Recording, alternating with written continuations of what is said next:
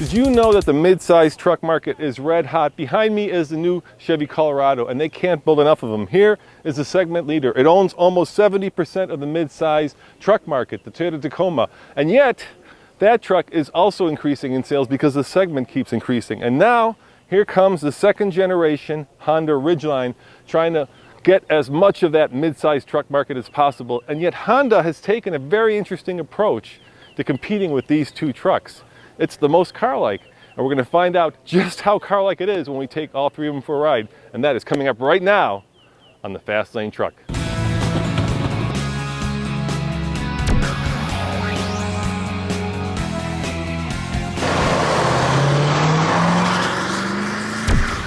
got the Monroney right here. The Chevy Colorado has been on sale now for a couple of years, and it's got a 3.6 liter V6, that's kind of a standard GM engine. It puts out 305 horsepower, 269 pound-feet of torque.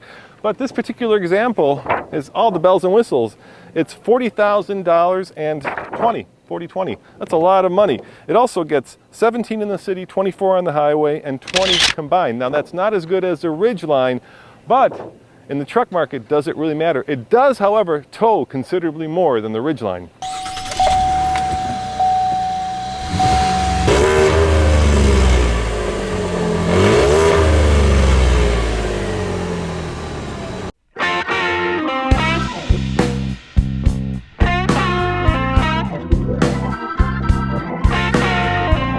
All right, gang, I'm in the Chevy Colorado now. Look what I found. Check it out, man. Apparently, this truck is being discounted by almost $3,500. And that's the great thing about trucks. Trucks are so highly competitive, and there's so much profit in them that manufacturers discount them. So realistically, this price of this Chevy is, well, you see it right there. Let's take it for a ride and see how the Colorado compares to the other two. Now, this was the belle of the ball until the Ridgeline came along. It was the newest truck in the segment, and unlike Ford, Chevy bet big and won big by actually building a mid-size truck. I went to a Chevy dealer recently and I asked them, is it true that they can't keep these trucks on the lot? And he said, you know, normally when a new truck comes out, you'll see a truck or two on the lot, but 2 months into it, there'll be 10 of them lined up in the front. Not this truck. No siree, he still only had 2 or 3 lined up because this is such a popular truck. And I think it's because this segment is not only red hot, but it's meeting a need that people have. They want a truck that is more car-like. They want a truck that is more, well, more easy to drive, you know, on something that feels like you're piloting an aircraft carrier, which can be the case in a full-size truck. Not in these mid-size trucks. They're small, tidy, and easy to see around, so it's relatively straightforward to see when an Odyssey's coming at you. So how does it drive? You know, I like this. It's, until the Ridgeline came along, the most car-like of the trucks. It's got that feature where if you don't look out the back window and don't see the bed, you'd have no idea that you were in a pickup truck. Everything is tidy, everything is easy at hand, everything feels expensive. It just works as a truck, but yet at the same time, it's got kind of that truck-like ride. And what I mean by that is, it's a little heavy, it's a little bit, well, numb, because, you know, let's face it, trucks are about towing and they're not about driving. So you don't necessarily get a lot of road feel, but you do feel like there's a lot of metal and weight and, you know, direct weight capacity that you're sitting on top of. And I'm not sure that you get that when you're driving a car. Like I say, I like this truck a lot. I do have one big issue with it, and that is, even though it says 4x4 on the side, it's got that goofy front air dam, and Chevy will tell you that you can remove that to get a much better approach angle, but the fact is, it's a pain in the butt to remove.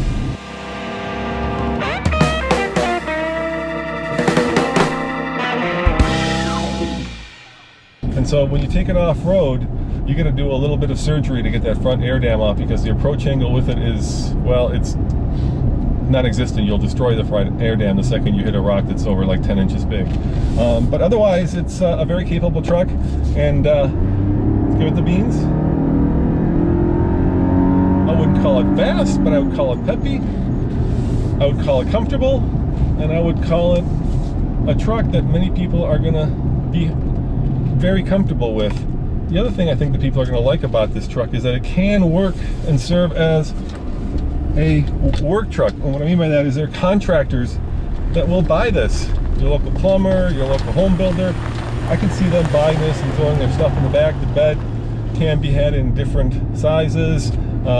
You can get this in a 4-cylinder, you can get it in a manual, and you can get it done up in many variations, which broadens the appeal of this truck to not just, let's say, lifestyle people, right? Somebody who wants to use it either as a fishing truck or hunting truck, but somebody who wants to use it as a work truck, all the way to that person who wants to get a truck instead of a crossover because they want the added capability. And it will tow, and it will go off-road, and it will appeal to all you Chevy guys, right?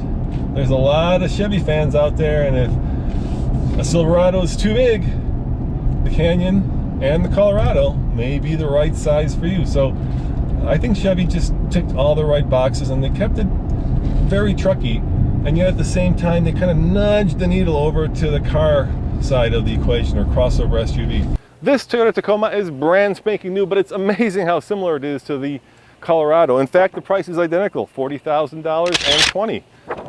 It's exact. It has a 3.5 liter that puts out 278 horsepower and 265 pound-foot of torque. And like the Colorado, it's mated to a 6-speed automatic transmission. And like the Colorado, it gets 20 mpg combined. In a lot of ways, these trucks are, well, the most trucky of the trucks and identical.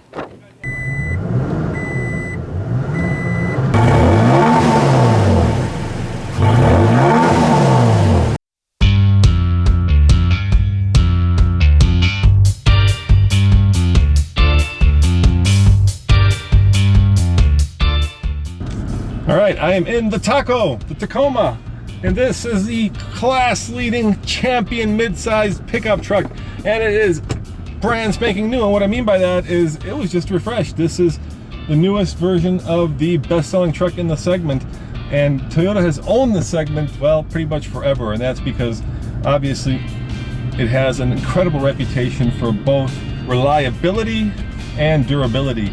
And you know, this truck feels extremely well put together. There's a sense of solidity, a sense of off-road worthiness, and a sense of just manly cojones. This feels very butch in a lot of different ways. There was not much estrogen that was sprinkled around when they built this truck. It's about as testosterone heavy of a truck as you can get. And it feels like you're piloting a truck that has off-road worthy suspension. You could feel the suspension, and you could feel it working, and you can just sense that this truck wants to go tearing off-road. And unlike the Ridgeline, this is perhaps the most off-road worthy truck you can buy in the truck world, except for maybe if you get the higher version of this, which would be the TRD Pro, or unless you get into something like a Raptor, which is a desert running truck. But for the most part, Toyota has done their homework. They have put in the hours to make this a very capable off-road truck. And yet at the same time, it works as an everyday truck for lifestyle. It works as a work truck if you get the 4-cylinder, the base model, and it works as a commuting truck. It kind of does everything well. The seating position is a bit unusual. Unlike the other two trucks, this feels like you're sitting on top of it. You're not sitting in it. You're not looking to carve corners in this. Oh no, you're looking to go bounding over boulders, and that's very much what it feels like. And a lot of guys like that feeling. They like that, you know, if the zombie apocalypse comes, this is a truck that I'll be able to drive from here to Terra del Fuego without having it break down and without having it struggle very much. And there are all the off-road goodies here, including terrain management system, depending on which one you get. Of course, you can get locking differentials. You can get a whole bunch of really good off-road goodies. The engine, once it gets going, you can hear it, which is a good thing, and there is power. There's a little bit of initial lag, but once the truck finds its stride, it really rocks. Now, I gotta tell you, personally, I'm not a huge fan of this Taco's driving position, and for some reason Toyotas have always done this, and that is that you sit kind of with your feet straight out in front of you. You don't feel like you're sitting in the truck, but you're sitting on a board. I know that's a Toyota Taco thing. It's not my favorite thing, but it seems to work for them. I think that's because it just makes the truck feel like the floor, the bed is so high up, and it is so high up because it is the most off-road capable. You know, Toyota builds a variation of this truck around the world, and it's their bread and butter, especially here in America, and it's built right here in San Antonio. So they're going to put a lot of time and effort into this truck, and it shows. You know, there's nothing here that feels cheap. There's nothing here that feels like it's been cost cut, and the market reflects that. You can't get these trucks. If you go to a dealership, just like the Colorado, you may find 2 of them sitting on the dealer lot, but good luck getting the base one. They're just not around to be had. That is because people are buying up every single one they can, and that's because of the combination of powerful and relatively fuel efficient engine, ultimate reliability, off-road worthiness, towing capacity. This just tows really well. You've taken it up the egg gauntlet, and it sounds fantastic, and it tows fantastic. The only thing that I could point to that I think is odd is that it doesn't have disc brakes all around. For some reason, Toyota decided to save money, I think, and put, they won't say that, but I think so, and put disc on the front and drums in the rear. And you know, for a truck that costs $40,000, I want to have disc brakes all around. But that's a small, minor detail. Overall, it's like it's hewn out of one solid piece of granite, and it's the truck that I would pick if I wanted to go from Texas down to Tierra del Fuego. This brand new Ridgeline, well, it couldn't be more different than those other 2 trucks. All right, under the hood it's the same. It's got a 3.5 liter that puts out 280 horsepower and 262 pound-foot of torque, according to my notes. It's also got the best in-class fuel economy at 22 combined for the 2-wheel drive, or 21 for this all-wheel drive. Now, that's where the similarities end. Those trucks can be had in either a 6 or a 4-cylinder. They can be had with a manual or an automatic. Here, this is the way you get it. And if you're wondering about price, well, this is a pre-production unit, so they don't have pricing, but I'm guessing this is the top of the line. It's around $40,000 to $42,000 with all the bells and whistles, so it's comparable, at least in price.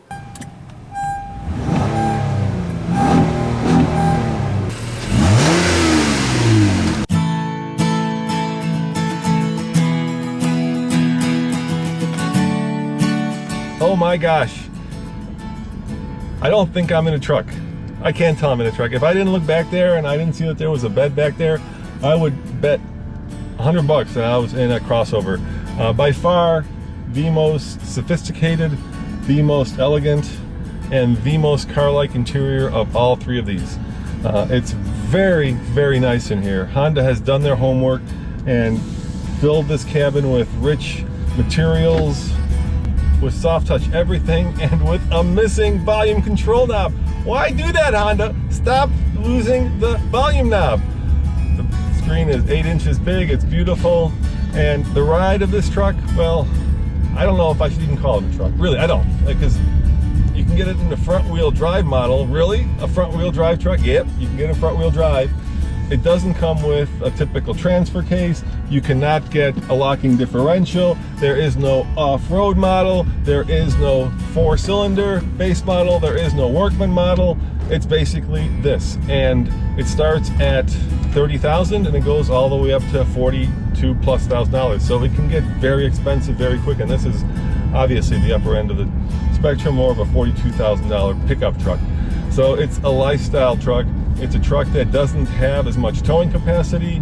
Honda will tell you it's as good off-road, but you're gonna have to wait till we take it off-road in another video and actually find out if it's good off-road, because it doesn't have the traditional way to actually lock a differential or transfer case. All it has actually is mode select, so you can pick sand, you can pick rock, but for the most part, the truck will figure it out and try to give you the most traction. It has torque vectoring. There's just a laundry list of stuff that this truck has that make it a car.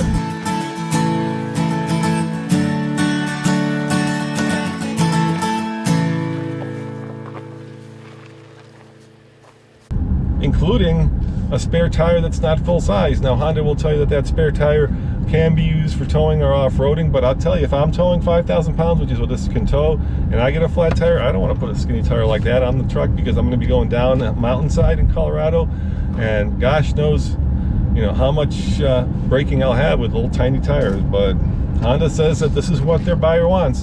The question is this what the truck buyer wants? And you know, if you're a truck guy and you're like, yeah, I want my truck to be made in Texas and built tough and be a Toyota, then this is probably not the truck that you want. But if you're a guy or a gal that is looking to haul some stuff, maybe you have a fishing boat and you want the added capability of actually having a bed, and you don't care about all them truck fancy things like locking differentials, then this is a perfectly fine vehicle.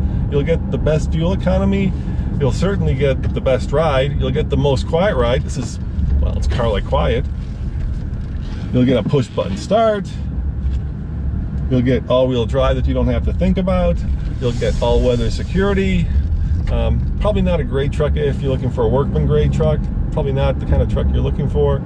But if you want Apple CarPlay, if you want an interior that is miles ahead of most trucks, if you want Honda's known quality of smart and clever engineering, hell, if you want a stereo system that you can play in your bed, this is the truck for you. Or should I say car, or crossover, or SUV. It's all so very confusing. Yeah, you know, it's a different strategy. And in a market that's growing, it's probably a smart strategy. If the mid-sized truck market were stagnant or declining, you'd have a hard time probably selling this, because you're kind of confining the potential buyers for this truck. But in a market that's growing, where people are kind of tired of having to park the massive full-size trucks or heavy-duty trucks, and let's face it, most people live in cities, and parking a heavy-duty or even a full-size truck in a city can be no fun indeed. Then this, easy. I can see the corners. I can't even see the bed from back. I can't even see it really. I'm looking at the mirror and I have no clue there's a bed back there.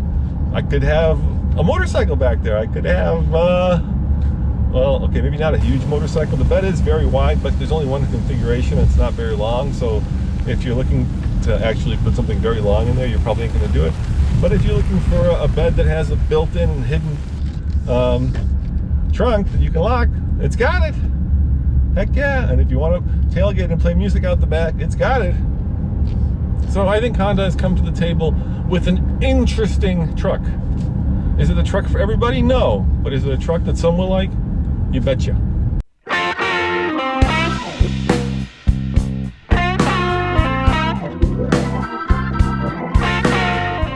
So if it were my money, which of these three trucks would I buy? Well, I can give you a brief answer, because we still have to test this in Colorado. If you want the most car-like, the most quiet, the most fuel efficient, well, then go for the Honda Ridgeline. If you want the most, well, off-road worthy, the most butch, the most manly, well, then go for the Toyota Tacoma. And if you want something that's in between, something that can go off-road, but something that's also very car-like, then I would say you go for the Colorado. So that's my brief impression after driving all three of them for just a few minutes. Of course, we'll take it to Colorado, we'll give it a full eye gauntlet, full Gold Hill, and then we'll have a better answer for you. As always, this is Roman reporting for the Fast Lane Truck. Thanks for watching, and check out tfltruck.com for more news, views, and of course, mid-size truck reviews. See you next time. Ciao. Listen to that. Does that sound like a truck to you? Or does it sound like a car? Because I've been having an argument all day driving and reviewing this 2017 Honda Ridgeline, because I know there's a bed in the back, I know it's all-wheel drive, I know it looks like a truck, but when I'm driving it, gosh, I think it's either a crossover or a car. And well, I'll let you decide, because coming up right now is our first drive review of this brand new Honda Ridgeline.